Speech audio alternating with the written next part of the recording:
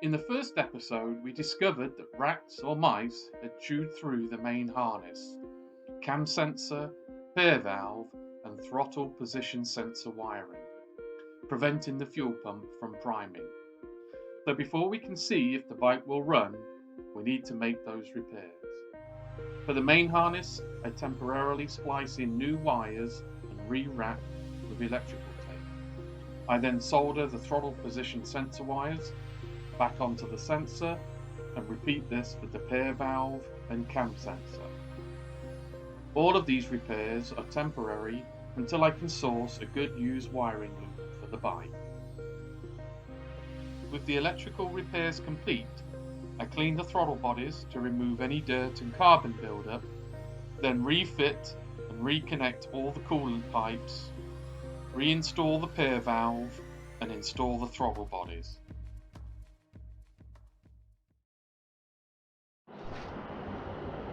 Okay, so I've fitted the fuel tank, connected it back up.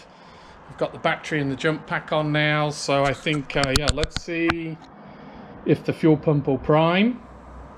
That's the next big thing, and then if so, we'll see if we can fire it up.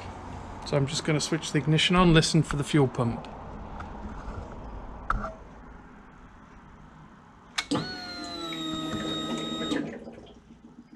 Perfect. So I could hear the fuel pump running. I could also hear the return of the fuel back into the tank. So just a quick check for any leaks. Doesn't seem to be any.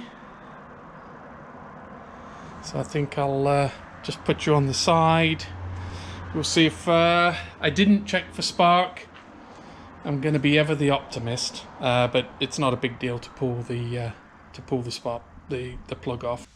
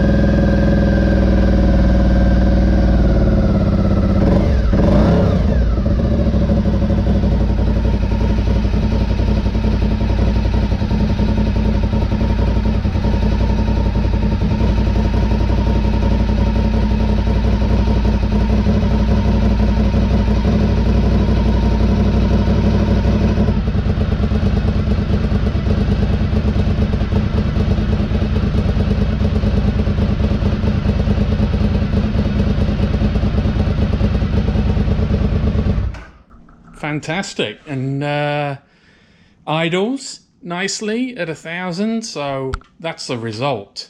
That really is a result. Very happy, and at least from what we can hear, engine sounds pretty good as mechanically. No rattles. I can't hear anything from the cams.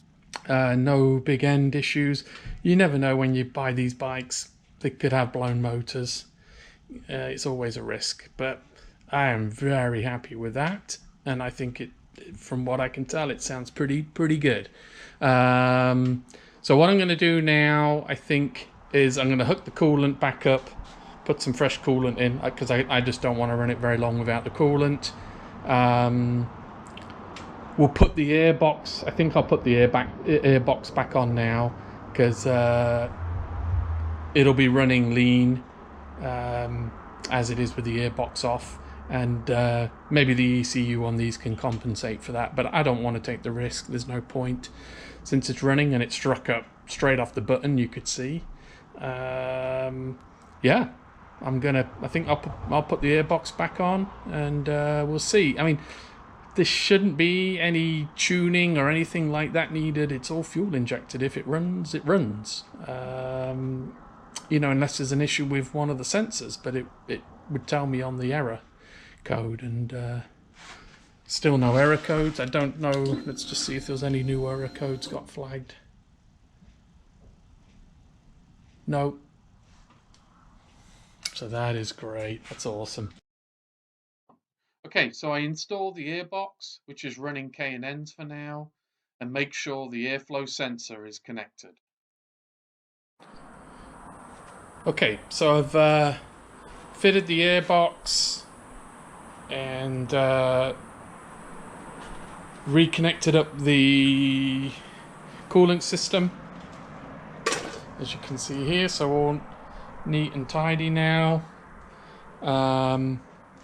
I've just refilled it with coolant, and I think what we'll do now is I'll run it up and then I'll let it warm up, just circulate the coolant, make sure I've got all the air out of it, and also just see how the bike runs now with the airbox on and all the sensors connected up.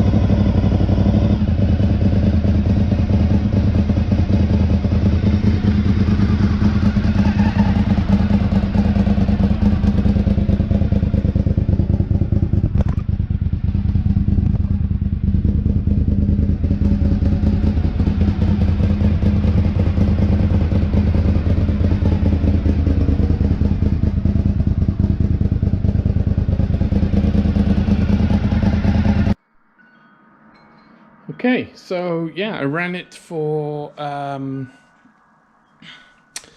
10 minutes. Just went round the bike checking everything out just to see, could find any other issues that are obvious. There is a little bit of a coolant leak on the left side. So yeah, I did remove a lot of pipe work there when I was doing the debug. So I'll just go through that again, make sure I've tightened up all the clamps. It's very small ones, but that'll be easy fix. So small little coolant leak.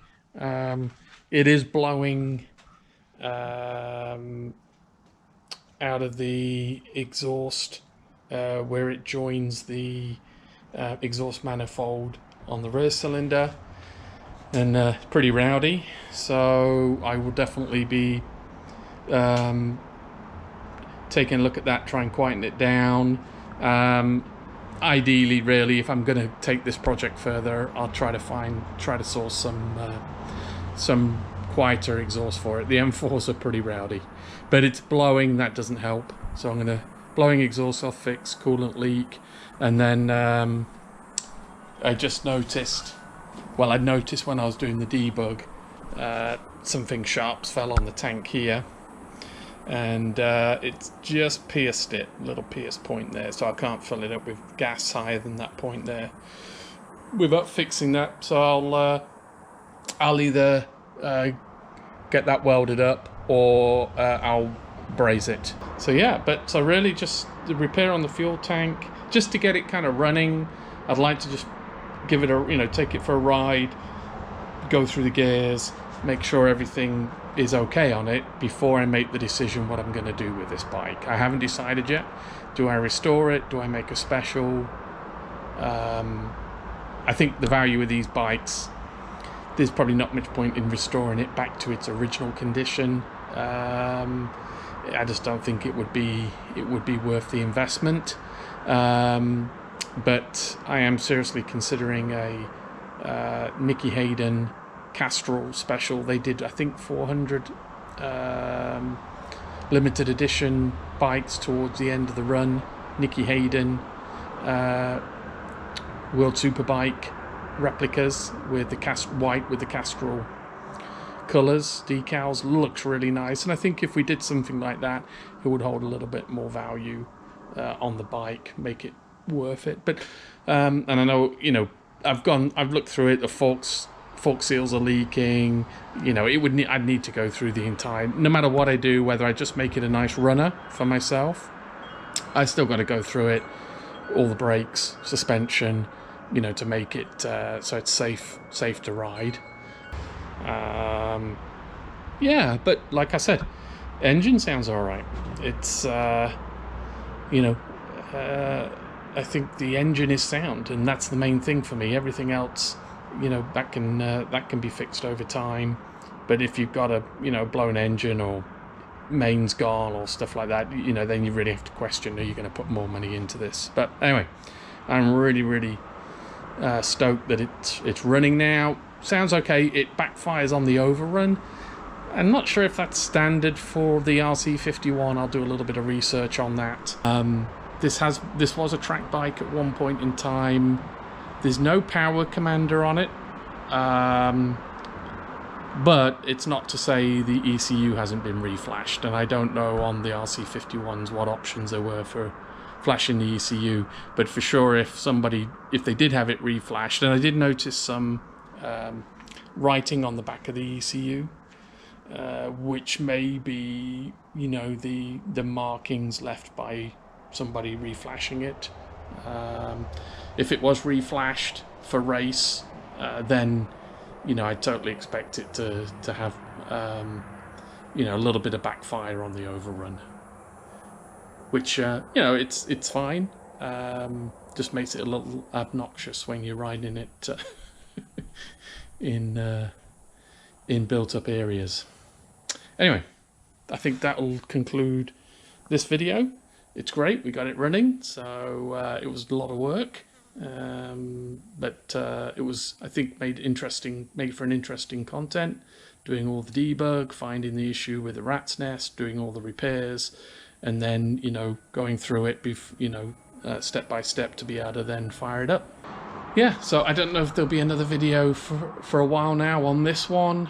I need to get the VF1000R, I need to do the shakedown runs on that, and get do any final little tweaks to that, and then I've got a couple of jobs for clients which I need to get on with, which will be, maybe one of them will be quite an interesting project. I've got to finish the R6 track bike because yeah, I want to do some track days in August, so busy schedule. I think what we'll do, I'll just work on this in the background, and see, yeah, if we can get it at least to where we can ride it on the street, and that'll be it. Thank you.